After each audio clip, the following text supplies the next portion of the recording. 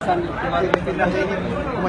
untuk meredam protes-protes ya kepada makanya menimbulkan Islamofobi ya.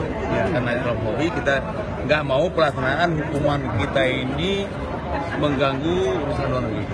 Dan yang kita lakukan dengan menempatkan pelaksanaan hukuman dalam penjara dan bisa disaksikan oleh wartawan, bisa disaksikan oleh masyarakat dengan tunggu pasal penjara, tetapi tidak bisa bawa anak kecil itu, tidak bisa bawa kamera, bawa. Ini ada penolakan dari sejumlah masyarakat, Pak Gu. Gimana tanggapan Pak Gu? Yang tolak aja, udah mengerti kan? Nggak bisa apakah dalam rangka juga soal investor karena dulu segala hal.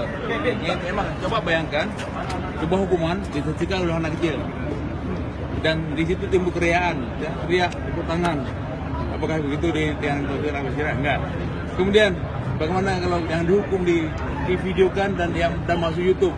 Sekali dia dihukum seumur hidup dengan nampak email gitu. Katakanlah sekarang ini sebagai pelanggar.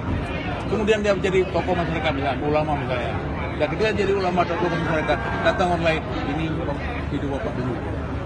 berarti yang direvisi cuma lokasinya saja. Lokasi nggak ada pelaksanaannya, hukumannya jadi hukumannya nggak ada. Nah selama ini kan dalam kanun 2013 itu di tempat terbuka disaksikan oleh siapa saja. Ini pun